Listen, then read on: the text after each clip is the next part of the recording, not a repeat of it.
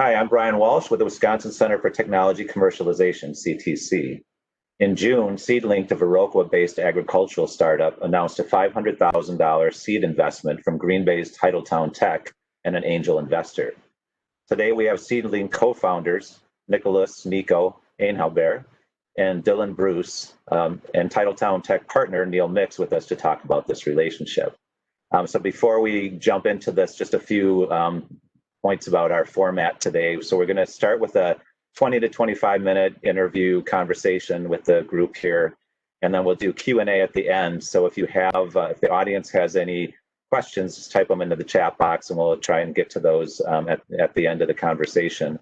And this is our first attempt at a quick chat with a group of three, a panel. So we'll see how that goes. And this is being recorded for future use. So with that, let's kind of jump right into it. Let's start with brief overviews of Seedlinked and Titletown Tech and your roles. And we'll start with Nico, then to Dylan, and then to Neil. Hey everyone, thank you for having us. And yeah, it's been such a pleasure to work with CTC since pretty much the beginning of Seedlinked in 2017. So I'm Nicolas Albert, I'm the CEO. I have a pretty strong Wisconsin accent, and so sorry, I hope everybody can understand. But I grew up in central France and moved to the US, did my PhD in Colorado, then worked a lot in the seed industry for about 10 years with Pioneer Corteva, and then created or co-created Seedlinked in 2018. And you can think about Seedlinked as a little bit how if you go look for a flight on kayak and you have an aggregated of provider flights, Seedlinked provide an aggregator of provider for seed, especially in the specialty crop like vegetable. Let's say you look for a tomato in Madison, we can pull information from many other growers, share feedback in your region and give you more recommendation on what grow well, what tastes well. And on the flip side, it's a platform, it's double-sided, and so all this data informs seed provider on their offering, how does it perform well, and all this is going to be in a business model as a marketplace where you can buy from multiple vendors. And so, yeah, Dylan, if you want to add. Yeah, sure. So my name's Dylan Bruce. I am the business development lead at Seedlinked. I joined in December of 2018. I actually grew up on a farm in southwest Wisconsin, a diversified vegetable farm. And prior to joining the Seedlinked team, I had been managing vegetable trials at University of Wisconsin-Madison for 6 seasons, I guess. And when I first sat down with Nico, it was as a sort of potential client interview to talk about how, wearing both my farmer hat and my university researcher hat, how I could use Seedlinked. And really, we seemed to work really well together. I had so many ideas about how it could be used, and I realized that it really answered the fundamental problems that I had in both those roles. On the farmer side, that really critical annual decision of what do I grow? And on the researcher side, how do I get data back from farmers, which was a very onerous and logistically cumbersome process. And so Seedlinked really streamlines all of that, and I'm sure we'll get into that a little bit more. So yeah, pleasure to be talking with you all today.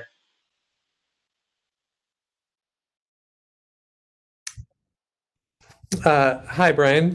Thanks for inviting me to join today. It's a pleasure to be here. So I'm Neil Mix. I'm a partner at Titletown Tech. Titletown Tech is the result of a joint venture between Microsoft and the Green Bay Packers. It's a venture capital fund and innovation studio designed to help grow technology startups in the Northeast Wisconsin area, but also Wisconsin more generally. We invest across 5 different verticals: sports, media, and entertainment, supply chain, digital health, advanced manufacturing, and our last vertical is agriculture, water, and environment. And we're a $25 million fund. We have about 20 companies in our portfolio so far, and our growing that over time. And that's a part of our relationship with Seedlinked. For me personally, I have a background as a software engineer. A friend of mine and I co-founded a company that was ultimately acquired by Microsoft during the dot-com boom. And I was an early engineer at Pandora, growing that product from the ground up through IPO. And since leaving Pandora in 2015, I've been focused on startups in Northeast Wisconsin. A pleasure being here today. Great, everybody. Thanks for that intro. So let's starting with like a question for Team Seedlinked, and I'm not sure if Nico or Dylan will take it, but give us a little more background before we focus on the present. So how were you funded before this round of investments? And what made you want the seed money at this particular time? And how did you prepare yourself for going after it? Yeah, I can start. Yeah, that's a great question. Challenging aspect of financing, but really, I was lucky to have a really good position in a large seed company, and I had a little bit of savings. So the first part was self-funded to really kick off and start early 2018. Then I really, during my PhD, I had the chance to have a lot of experience writing grants proposals, especially to the USDA. And we applied for phase 1 USDA. And that was really, thanks to USDA, the start is how I was able to resign my position and jump in. And just to mention that writing this grant was also possible thanks to a small grant from UCTC that helped me write the USDA grant. Todd, who is on the line, was also amazing reviewer. Tough, but tough made it possible. The whole journey we had with CTC was amazing thanks to a lot of really good constructive feedback, and that was a first success partially through also CTC. And so then from that, we applied to, when you receive SBIR phase 1, you can apply to the SBIR Advance phase 1 from your group, CTC. And we applied in January with a lot of help with Dylan. Dylan has been really shaping the financing, fundraising since he came in late 2018. We did not get the first application. We try again. And I was just saying to Todd that probably exactly a year on now, I received this call that we got SBIR Advance. I was around 50,000. That's really, really helped us too, because SBIR phase 1 is focused on R&D, proof of concept. We cannot use this fund for commercialization, marketing, adoption. SBIR Advance, we could use it however we wanted. And also the SBIR Advance came with amazing bootcamp and training. That was really, I think, and I can let Dylan talk from here, but really what I think made us more successful raising our seed round.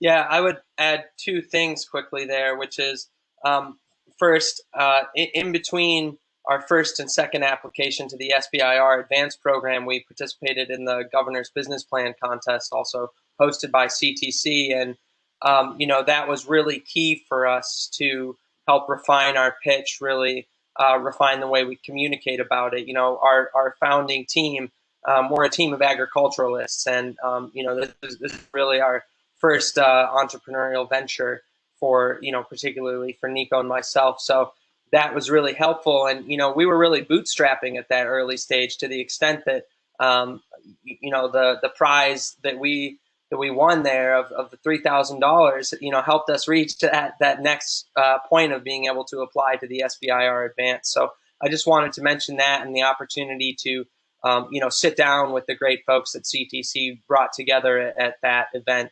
to help us learn a little bit more about how to communicate what we do. Yeah, and also Dylan pushed really strong. We applied for multiple pitch contests, and that we had the struggles in the beginning as this kind of complex project to explain it clearly, and so we were really lucky to be invited to the Global Entrepreneur Summit in Europe, organized by the administration, our current administration with the Netherlands, and that was another experience to give and to practice pitching from 45 seconds to 6 minutes, but you have really to be able to explain. And then Dylan led, we were successful at a Food Bite Chicago. I think that was a kind of a turning point, I think, Dylan, too. Being able to pitch in front of many people. And our first investor lead, Slowfig, where we talked many times and it didn't end up working, but with Dylan, I think it really helped us. I don't know what you feel. Yeah, I would agree with that. You know, all of those short pitch contests, I think, really added up to the point where at the early stage symposium in November of 2019, I got to sit down with Neil and another partner, Jill, at Titletown Tech, and I had, you know, I think those meetings were 7 minutes. So all of those short pitch contests really came in handy. That's what it came down to, and we were really fortunate that Neil and Jill really marvelously understood this complex problem that we were addressing and the way that we were going about it. Right. Well, that's a good segue to you, Neil. So, Neil, what I'm sure you've seen quite a few investor pitches, and so what attracted you to Seedlinked? How did they stand out from others that were seeking capital? Yeah, that's a great question, and you know, it was a few things really. You know, first of all, you know, it's a Wisconsin-based agricultural startup, so it fits right within our vertical. So it's the right type of company, you know, early stage, but you know, not so early that it, you know, that it would have trouble, you know, being able to move forward. So it was at a good stage and a good opportunity. More importantly, you know, we look at a lot of different factors when we evaluate startups for investment, of course, but keeping it really simple, what we're looking for are, you know, really good founders pursuing businesses that have a really big potential to scale up. You know, just keep it really simple like that. And for Nico and Dylan, we saw, you know, just great founding team, you know, very intelligently and thoughtfully approaching a difficult problem space and putting together a comprehensive solution with a, you know, strong focus on data and data science and, you know, the science behind things, but also understanding how that can work in larger market dynamics. And then, you know, looking at the business itself, you know, the seed industry is not exactly a small industry. So, you know, they're tackling something that has the potential to grow very big. And they're doing it in a very intelligent way that has the potential to benefit a lot of different parties involved in the ecosystem. Right. How did you view their SBIR funding they had received up to that point? Yeah, well, I mean, that's great. I mean, that's great for two reasons. You know, first of all, it's a terrific validation of the work that they're doing, right? So, you know, those SBR grants aren't necessarily handed out like candy, right? And then the second thing is that, you know, that's financial benefit to the company from a purely, you know, investment perspective. That's helpful for investors because it's non-dilutive funding. So, you know, it doesn't pull away from the upside that investors potentially receive down the road.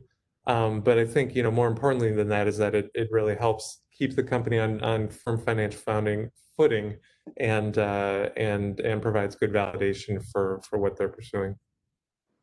Great, thanks.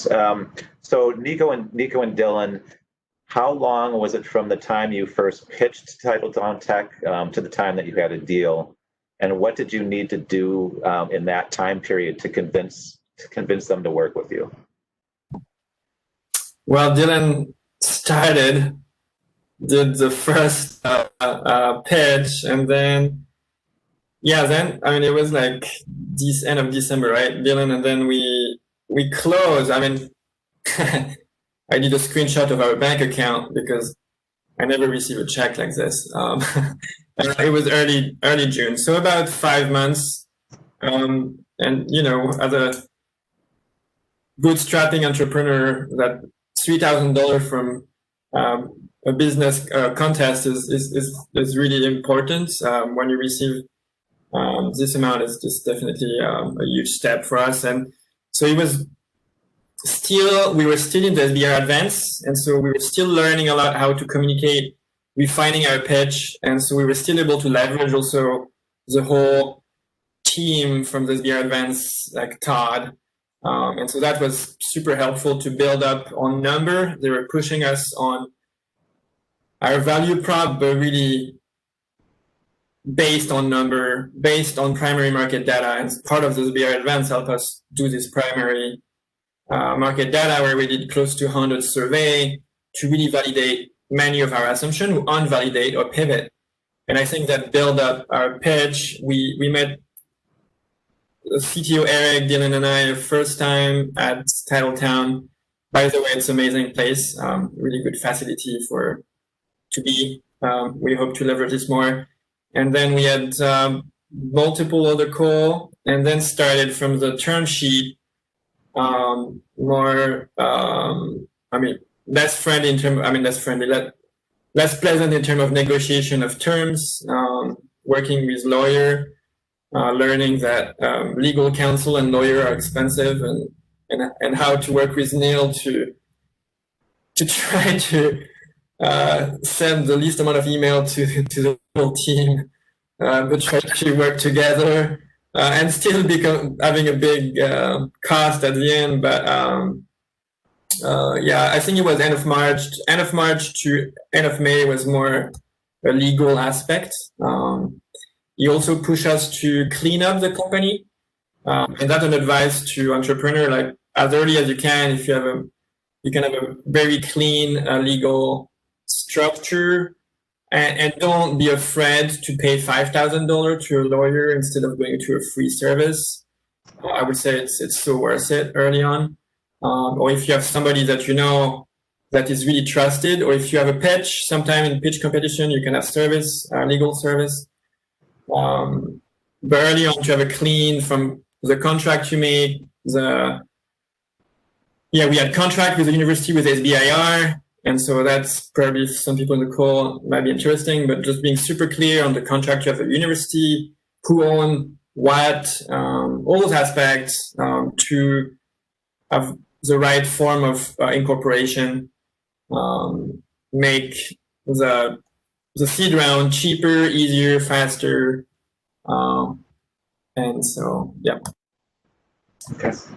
So Neil, can you describe the nature of the relationship with Seedlinked that Titletown Tech has with them, and now that they're in your portfolio?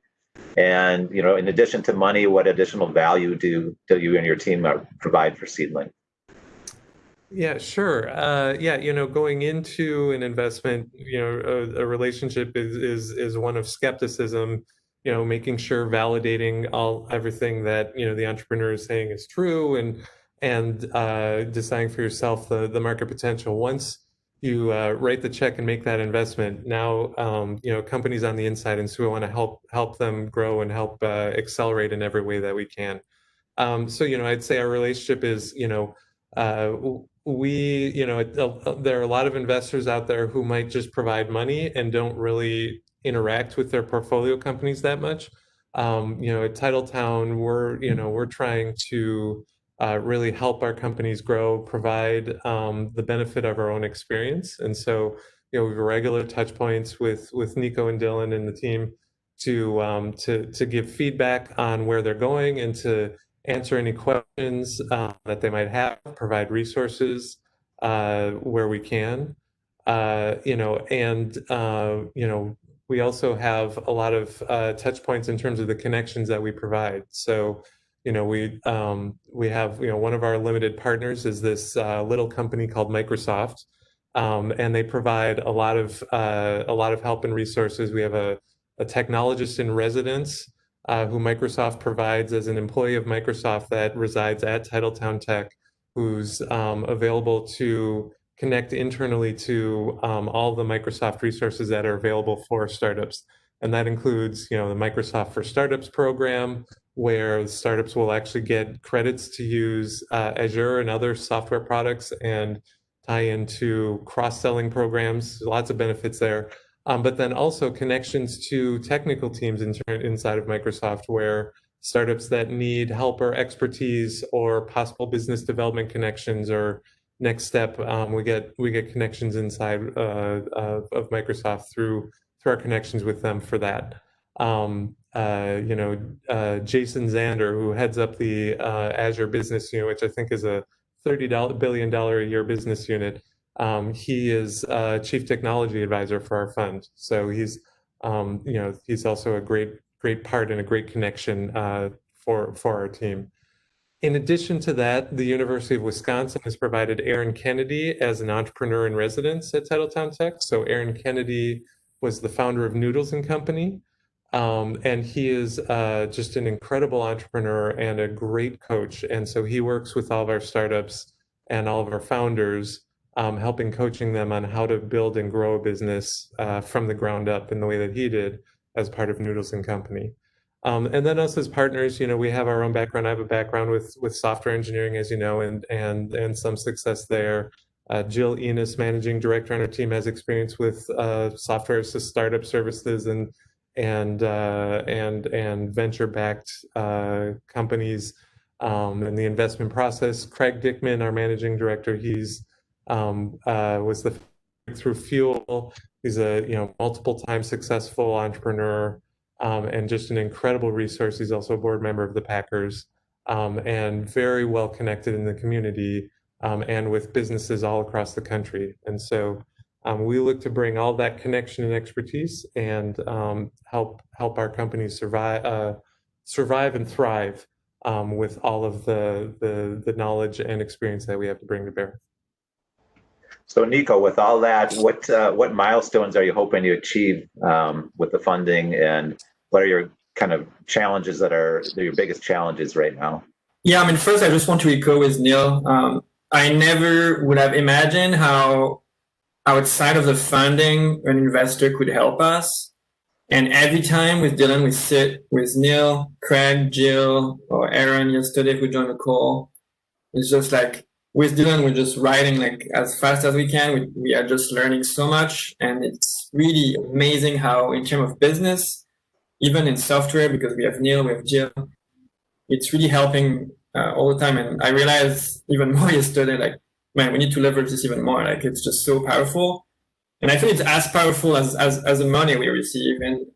And with Titletown, which is really unique, is it's 4 P's, right? It's the money, the advisor, we have Microsoft, and with FarmBeats is linked to agriculture. So for us, is very helpful. And the portfolio of company also, we can leverage and collaborate. And so, yeah, and so sorry, I was disgracing brand, but just to go to milestone, our milestone is really we hope to be post-revenue or truly post-revenue by the end of 2021, launching in our marketplace. So those are our big number 1 milestone. To get there is a smaller, still big milestone, but we are launching a search engine that we're going to test for 12 months in December. And we're onboarding seed companies. It's a 2-sided marketplace, so it's good to attract one side. You need to attract both sides, and your value proposition need to really bring both. And so you go to market strategy or the way you talk, you have to convince the two. And so we're finding the strategy to be able to onboard simultaneously both sides. So search engine, mobile app, marketplace to be post-revenue, and then series potential other fund of raising. Dylan, do you want to add from all those pieces?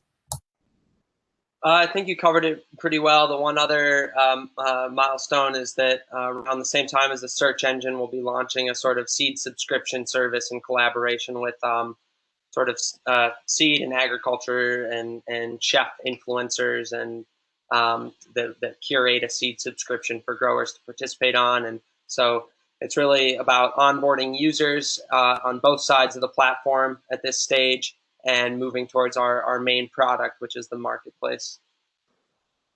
Okay, let's before we open it up to questions in the chat box, if there are any, let's do a lightning round final here, and starting with Nico or Dylan, whichever of you wants to take this one. The other one's going to get my next question. So what surprised you about your company's journey so far?